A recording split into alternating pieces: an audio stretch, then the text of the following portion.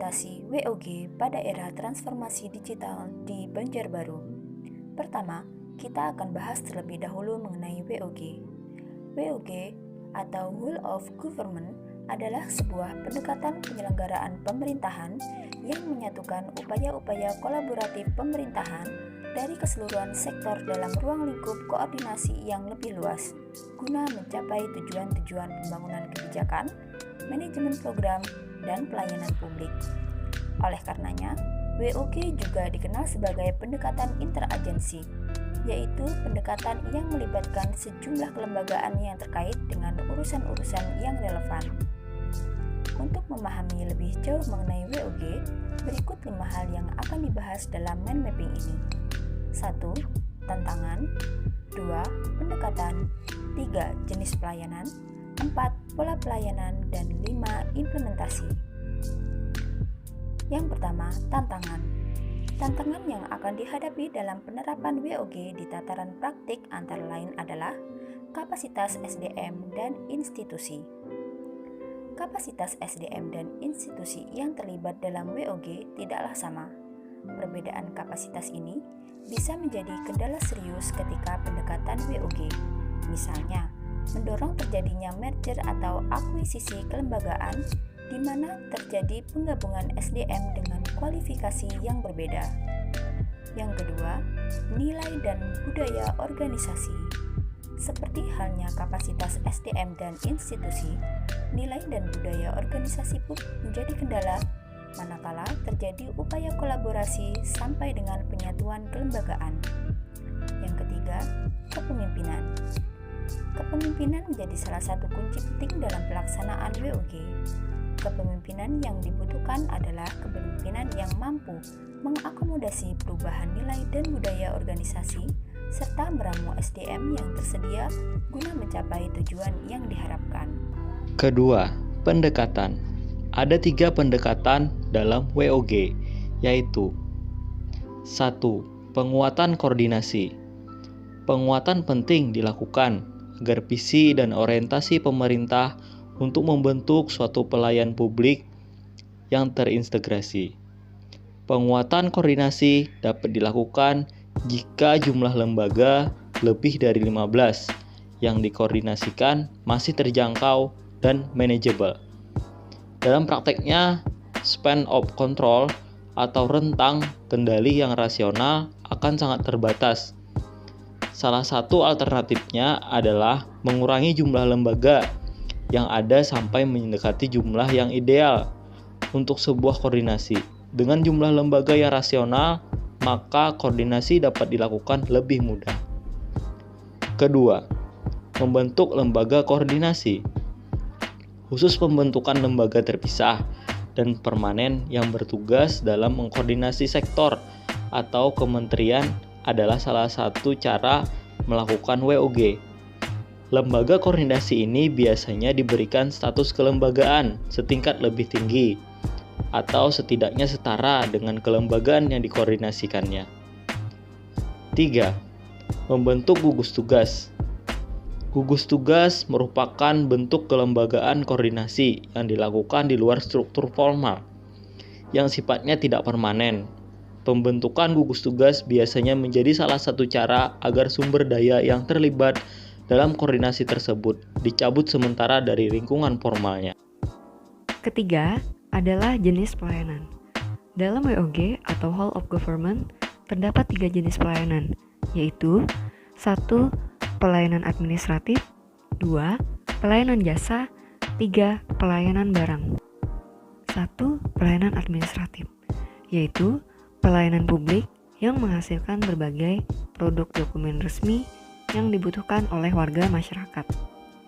Dokumen yang dihasilkan bisa meliputi EKTP, status kewarganegaraan, status izin usaha, surat kepemilikan, atau penguasaan atas barang. Termasuk dokumen-dokumen resmi seperti SIUP, izin trayek, izin usaha, akta kelahiran, kartu tanda penduduk, sertifikat tanah, dan lain sebagainya.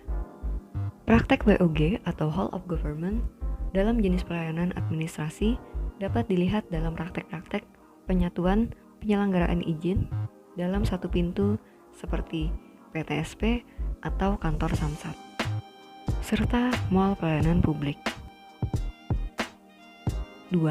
Pelayanan jasa, yaitu pelayanan yang menghasilkan berbagai bentuk jasa yang diperlukan warga masyarakat, misalnya dalam bidang pendidikan, bidang kesehatan, bidang ketenaga kerjaan, bidang perhubungan, dan lain sebagainya. 3. Pelayanan barang, yaitu pelayanan yang menghasilkan jenis barang yang dibutuhkan oleh warga masyarakat, seperti misalnya jalan, perumahan, jaringan telepon, jaringan listrik, air bersih, dan lain sebagainya. Keempat, pola pelayanan. Terdapat 5 pola pelayanan dalam WOG. Yang pertama, pola pelayanan teknis fungsional, yaitu suatu pola pelayanan publik yang diberikan oleh suatu instansi pemerintah sesuai dengan bidang tugas, fungsi, dan kewenangannya. Yang kedua, pola pelayanan satu atap, yaitu pola pelayanan yang dilakukan secara terpadu pada satu instansi pemerintah yang bersangkutan sesuai kewenangan masing-masing. Yang ketiga, pola pelayanan satu pintu, yang merupakan pola pelayanan masyarakat yang diberikan secara tunggal oleh suatu unit kerja pemerintah berdasarkan pelimpahan wewenang dari unit kerja pemerintah terkait lainnya yang bersangkutan. Yang keempat, pola pelayanan terpusat, yaitu pola pelayanan masyarakat yang dilakukan oleh suatu instansi pemerintah yang bertindak selaku koordinator terhadap pelayanan instansi pemerintah lainnya yang berkaitan dengan bidang pelayanan masyarakat yang bersangkutan.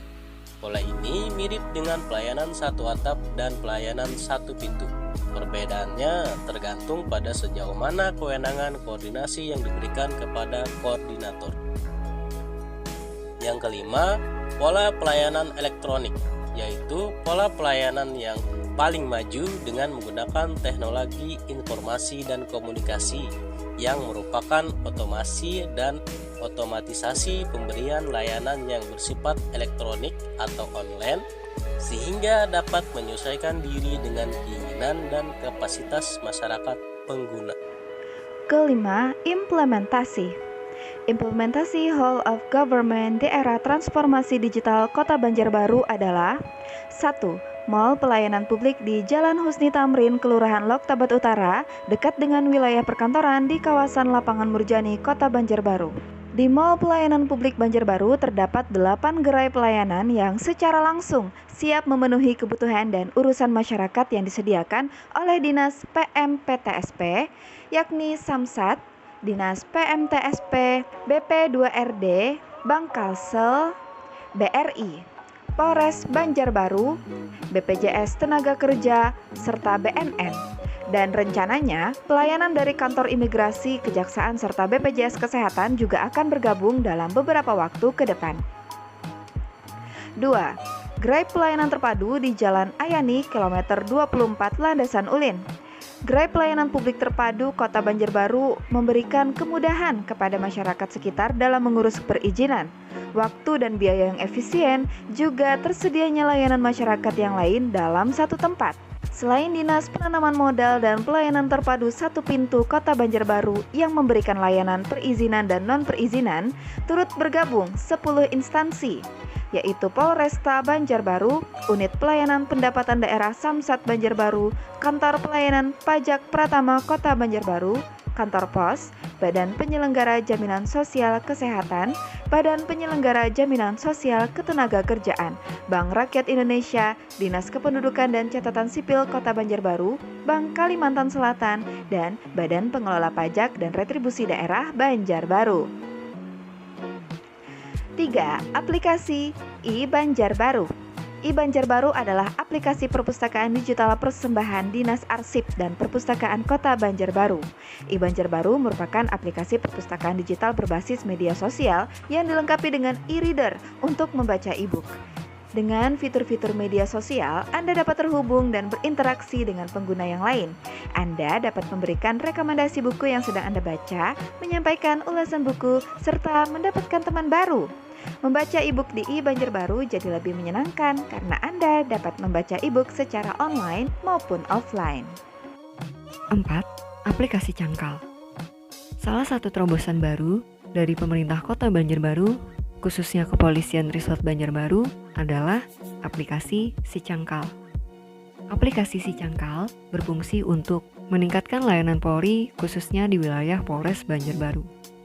Aplikasi Cangkal dihadirkan untuk melayani masyarakat melalui layanan online. Aplikasi ini bisa diakses kapanpun dan dimanapun, karena bertujuan untuk mempermudah masyarakat dalam pembuatan surat izin mengemudi atau SIM dan surat keterangan catatan kepolisian atau SKCK secara online. Dan juga mengolaborasikan pelayanan non-IT dengan membentuk unit patroli reaksi cepat yang rutin berpatroli pada malam hari dan pada jam-jam rawan serta pagi hari dengan patroli bersepeda menjaga Kamtipmas. Terima kasih atas perhatian Anda. Semoga informasi ini dapat bermanfaat.